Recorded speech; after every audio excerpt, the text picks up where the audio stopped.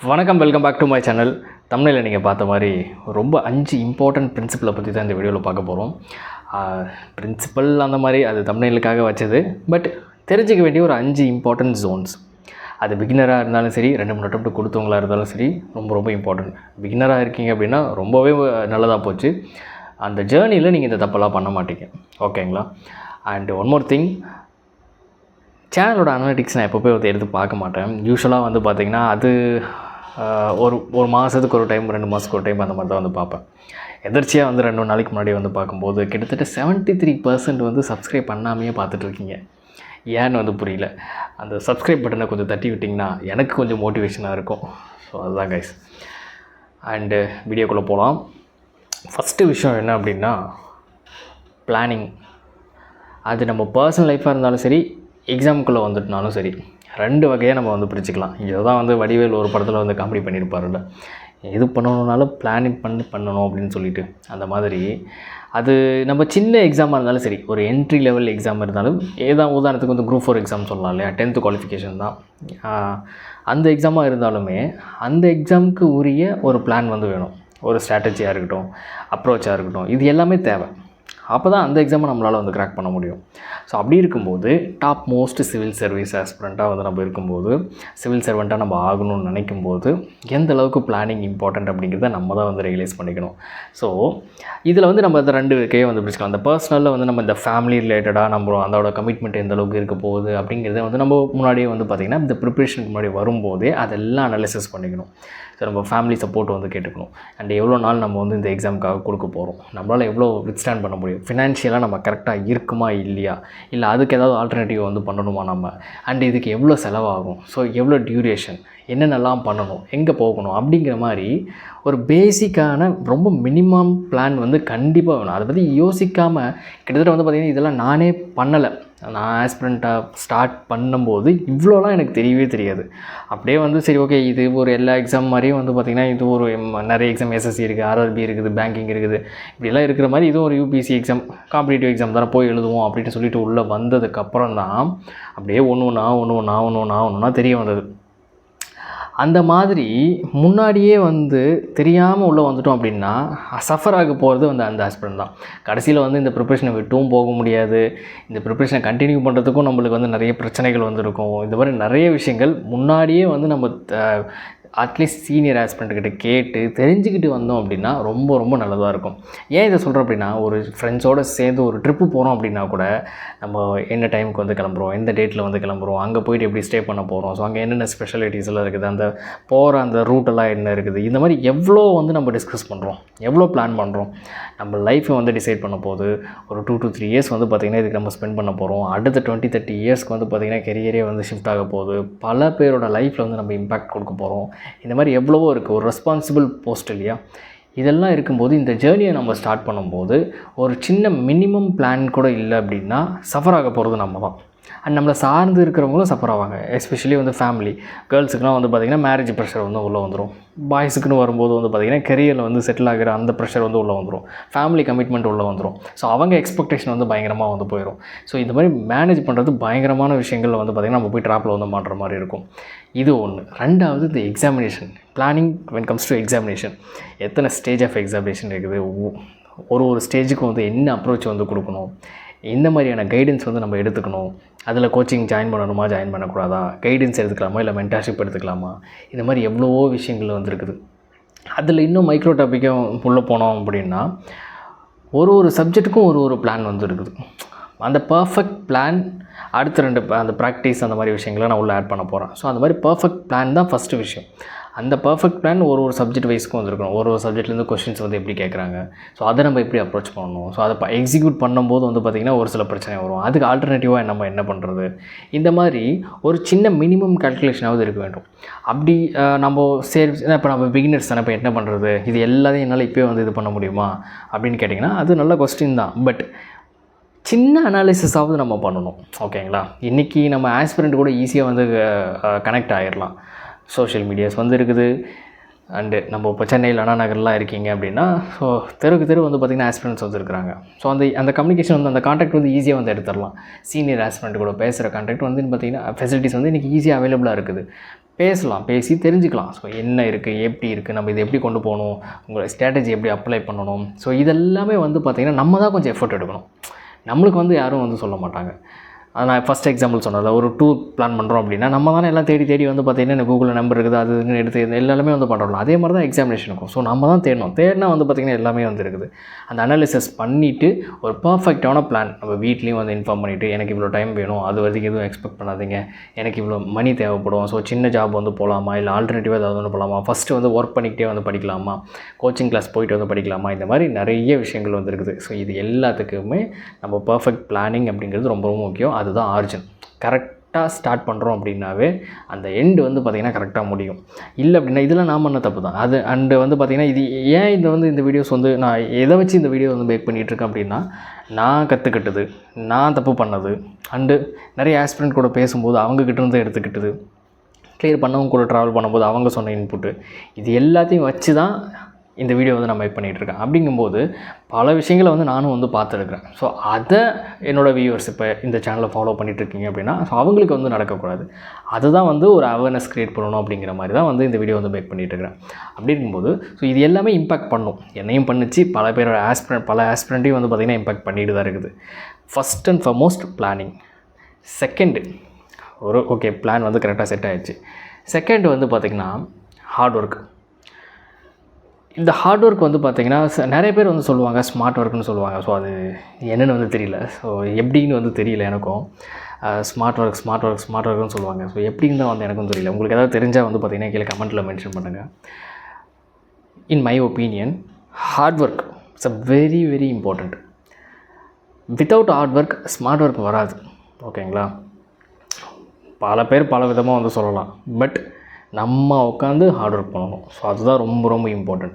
So timing டியூரேஷனாக இருக்கட்டும், like what ever it is, sacrifice பண்ணுறதா இருக்கட்டும், எல்லாமே வந்து பார்த்திங்கன்னா நம்ம தான் வந்து பண்ணணும். அந்த ஹார்ட் ஒர்க்கை எடுத்து கண்டினியூஸாக வந்து பண்ணும்போது அதுதான் கன்சிஸ்டன்சி. நான் அதுதான் பின்னாடி வந்து பேச போகிறேன். அந்த ப்ராக்டிஸ் அடுத்த பாயிண்ட். ஸோ அப்படி இது ரெண்டுமே வந்து இந்த ஹார்ட் ஒர்க்கில் போட்டு நம்ம கொடுக்கும்போது ஒரு கட்டத்துக்கு மேலே இதுதான் வந்து ஸ்மார்ட் ஒர்க்காக மாறும். இப்போ என்ன அப்படின்னா, ஃபஸ்ட்டு எடுத்த உடனே நிறைய டாப் அட்டாக் நானும் வந்து பார்த்துட்ருக்கேன். நிறைய வந்து டீச்சர்ஸ், மென்டர்ஸ், லைக் நிறைய பேர் ஸ்மார்ட் ஒர்க்குன்னு தெளிச்சு விட்டு போயிடுறது. என்ன ஸ்மார்ட் ஒர்க்குன்னு வந்து தெரியாது. ஸ்மார்ட் ஒர்க் என்ன ஓவர் நைட்லேயே வரப்போகுது? ஓகேங்களா? அதுக்கு நம்ம அந்த ஸ்மார்ட் ஒர்க் பண்ணுறவங்கள நம்ம ஸ்மார்ட் ஒர்க் இருக்குது இல்லைன்னா சொல்ல. ஸ்மார்ட் ஒர்க் பண்ணுறவங்க நம்ம வந்து வாட்ச் பண்ணிட்டோம்னா பல மாதம் வந்து ஹார்ட் ஒர்க் வந்து போட்டிருப்பான். இப்போ நம்ம ஒரு ஸ்போர்ட்ஸில் எடுத்து பார்க்குறோம் அப்படின்னா பயங்கரமாக வந்து விளையாடுவாங்க, ஸ்மார்ட்டாக விளையாடுவாங்க. அது எப்படி ஒரு நாள்லேயே வந்துச்சு? பல மாதம் வந்து பார்த்திங்கன்னா தூங்காமல் வந்து கஷ்டப்பட்டு பேசிக்காக இனிஷியல் ஸ்டேஜ்லேருந்து ABCD அப்படி வந்து பார்த்திங்கன்னா ஒரு ஸ்டெப்பாக போடும்போது தான், அந்த ஹார்ட் ஒர்க்கை போடும்போது தான் ஸ்மார்ட் ஒர்க் அப்படிங்கிற விஷயமே வரும். ஓகேங்களா? ஸோ அதை ஃபஸ்ட்டு நம்ம எல்லாம் தெளிவாக புரிஞ்சுக்கணும். எடுத்த உடனே ஸ்மார்ட் ஒர்க் வரவே வராது. பிகாஸ் நான் வந்து பேசும்போது நிறைய ஆஸ்பிரண்ட் வந்து என்ன சொல்லியிருப்பாங்க அப்படின்னா, ஸ்மார்ட் ஒர்க் எப்படி ப்ரோ பண்ணுறது அப்படிங்க. ஸ்மார்ட் ஒர்க் எப்படி பண்ணுறது? அது டைரெக்டாக வராது. ஓகேங்களா? ஹார்ட் ஒர்க் தான் ஃபஸ்ட்டு ஸ்ட்ராட்டஜி, ஸ்ட்ரைட் ரூட் தான் வந்து இருக்குது. அந்த ஹார்ட் ஒர்க்கை பண்ணும்போது தான் வந்து கரெக்டாக இருக்கும். அதனால் வந்து ஸ்மார்ட் ஒர்க்னு வந்து அது பின்னாடி ஓடிட்டு மண்டே பிச்சுட்டு வந்துருக்காது வேணாம். ஃபஸ்ட்டு ஹார்ட் ஒர்க் ஆட்டோமேட்டிக்காக வந்து பார்த்திங்கன்னா அந்த ஒர்க்கில் நம்ம ஷைன் பண்ணிகிட்டே போகும். ப்ராக்டிஸ் பண்ண ஈஸியாக மாறிடும். ஸோ அதுதான் ஸ்மார்ட் ஒர்க்காக மாறும். அப்போ தான் அது உங்களுக்கு நீங்களே வந்து சம்திங் வந்து இனோவேட் பண்ணுவீங்க. ஓகேங்களா? இது இப்படி பண்ணால் வந்து கரெக்டாக இருக்கும் அப்படின்னு சொல்லிட்டு. So first hard work. Because smart ஒர்க்னு வந்து பேசுகிறவங்ககிட்ட வந்து பார்த்திங்கன்னா நீங்கள் அது என்ன ஸ்மார்ட் ஒர்க்னே வந்து தெரியாது. பிகாஸ் நீங்கள் கொஞ்சம் அனாலிசிஸ் பண்ணி பார்த்தீங்கன்னா ஏதாவது ஒரு கோர்ஸ் வந்து வச்சுருப்பாங்க. ஸோ நம்ம அந்த கோர்ஸில் போய்ட்டு ஜாயின் பண்ணுற மாதிரி வந்துருக்கும். ஸோ அதனால் ஸ்மார்ட் ஒர்க்னு வந்து சொல்லிட்டு போயிடுவாங்க. ஸோ அதனால் வந்து அதெல்லாம் வந்து ரொம்ப ஸ்ட்ரெஸ்ஃபுல்லாக வந்து எடுத்துக்காதீங்க. இருக்குது ஸ்மார்ட் ஒர்க்லாம் இருக்குது. அதை ஹார்ட் ஒர்க் மூலமாக தான் நம்ம வந்து அச்சீவ் பண்ண முடியும். So second important hard work ரொம்ப ரொம்ப முக்கியம். And third important practice. இந்த ஹார்ட் ஒர்க் வந்து பார்த்திங்கன்னா என்ன ஹார்ட் ஒர்க் பண்ணுறதுன்னு வரும்போது ப்ராக்டிஸ் தான் ஹார்ட் ஒர்க் நம்மளை பொறுத்த வரைக்கும். நம்ம ஆஸ்பிரன்ஸ்னு வரும்போது ப்ராக்டிஸ் தான். when it comes to ப்ரிலிம்ஸ்னு வரும்போது கொஸ்டின்ஸ் வந்து சால்வ் பண்ணணும். அது CSET இருந்தாலும் சரி, GS இருந்தாலும் சரி, கொஸ்டின்ஸ் வந்து சால்வ் பண்ணணும். இதுக்கு ப்ராக்டிஸ், பர்ஃபெக்ட் ப்ராக்டிஸ்னு அப்படின்னு சொல்லுவாங்க. நம்மளுங்க என்ன பண்ணுவாங்கன்னா கரெக்டாக நான் பண்ணணும் அப்படின்னு சொல்லிட்டு பண்ணாமே பாதி பேர் வந்திருப்பாங்க. பர்ஃபெக்ட் ப்ராக்டிஸ்ன்னு சொல்லிட்டு வந்து எடுத்தோம் அப்படின்னா நம்ம தான் மாட்டிப்போம். ஸ்டார்ட் பண்ணும்போது தப்பாக தான் போகும். இப்போ நம்ம விளையாட போகிறோம் அப்படின்னா எடுத்த உடனே விளையாட முடியுமா? தப்பாக தான் வந்து விளையாடிட்டு இருப்போம். ஓகேங்களா? அதே மாதிரி தான் படிக்கிறதும், அதே மாதிரி தான் ப்ராக்டிஸும். அதை நீங்கள் பண்ண ஒரு டைமும் பண்ணும்போது தான் அது வந்து ரிஃபைன் ஆகிட்டே வந்திருக்கும். ஆன்சர் ரைட்டிங் எழுதுகிறோம் அப்படின்னா ஒரே டைமில் ஃபஸ்ட்டு எடுத்தும் போதே வந்து கரெக்டாக எழுத முடியுமா? டெஃபினட்டாக யாராலையுமே முடியாது. ஆல் இண்டியா ரேங்க் 1 வாங்குறவங்களாலையும் வந்து பார்த்திங்கன்னா அவங்களோட ஃபஸ்ட் ஆன்சர் வந்து பார்த்திங்கன்னா ரொம்ப மோசமாக தான் வந்திருக்கும். அதுதான் உண்மையும் கூட. அப்படி இருக்கும்போது நம்ம ப்ராக்டிஸ் பண்ண ஸ்டார்ட் பண்ணுறதே வந்து ஒரு நல்ல விஷயம் தான். ஸ்டார்ட் பண்ணும்போது தான் கண்டினியூஸாக வந்து ப்ராக்டிஸ் பண்ணும்போது ஒரு டைமும் தப்பாக சரி பண்ணிகிட்டே வந்து போகும். ஸோ அப்போ ஓவர பீரியட் ஆஃப் டைமில் நம்ம கரெக்டாக வந்து எல்லாமே வந்து வெல் டிஃபைன்டாக வந்து மாறும். அதுக்கு ஸ்டார்டிங் தப்பாக இருந்தாலும் பிரச்சனை இல்லை. ஸோ அதை நீங்கள் கரெக்டாக வந்து கண்டினியூஸாக வந்து ப்ராக்டிஸ் பண்ணணும்.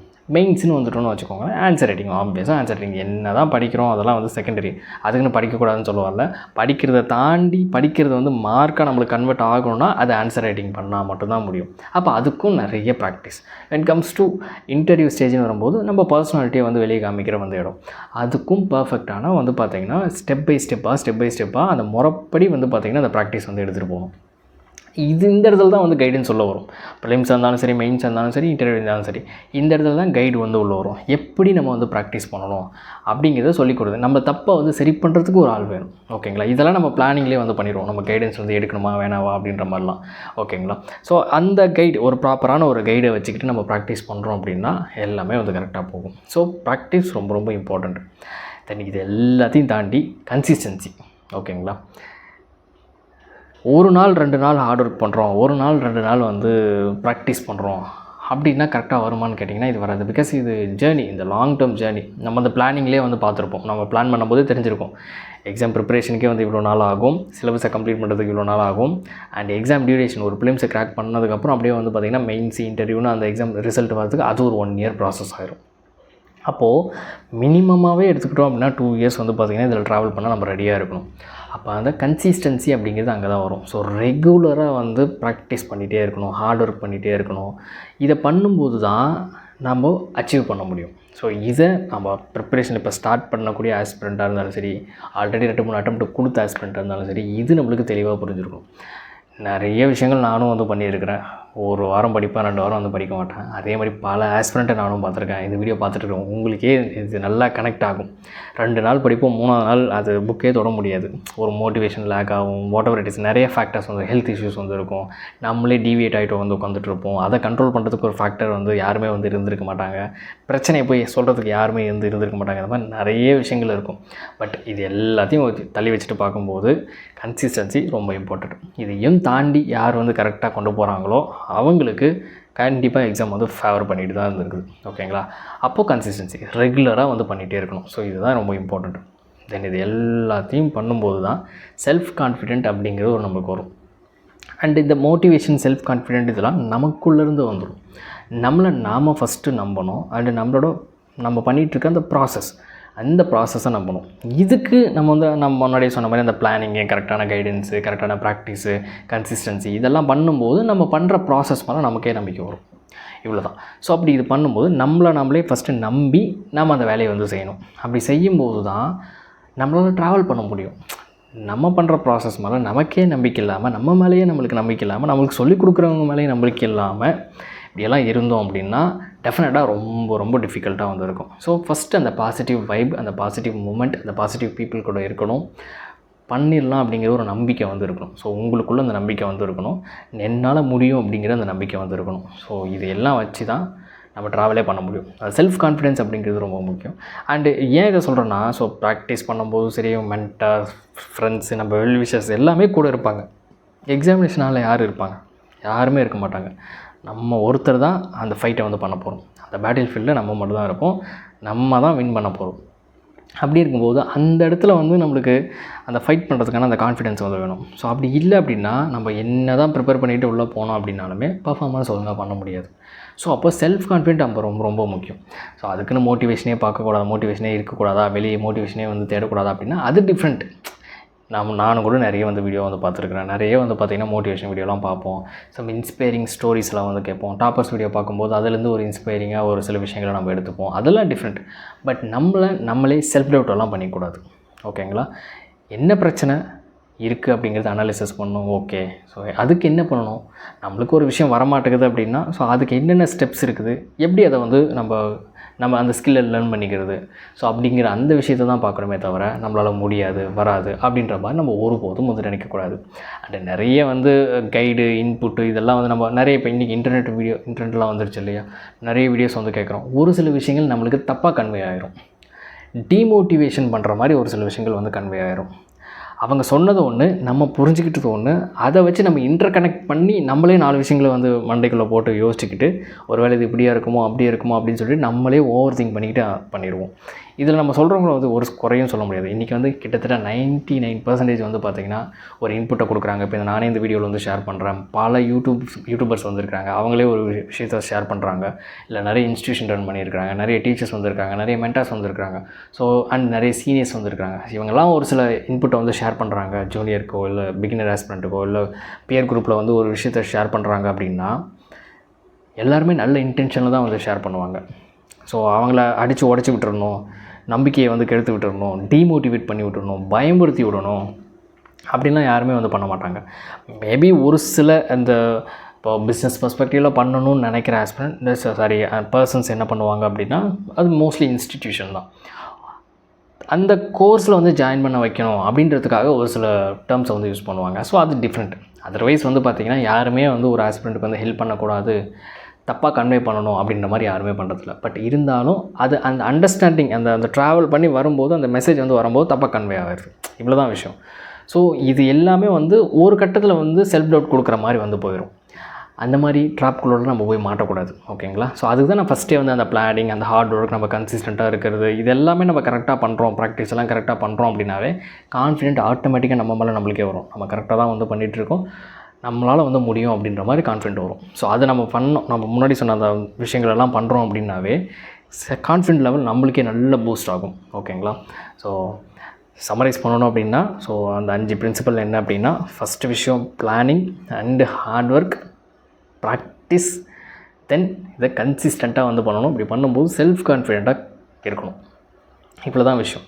ஸோ இதுதான் இந்த வீடியோவில் நான் கன்வே பண்ணணும்னு நினச்சது. அண்ட் இதை தாண்டி இந்த ஒரு இப்போ பிளானிங்கில் வந்து மைக்ரோ டாப்பிக்காக உள்ளே உடச்சி பேசுகிறோம் அப்படின்னா இன்னும் நிறைய விஷயங்கள் வந்துருக்குது, நிறைய பேசிகிட்டே வந்து போகலாம்.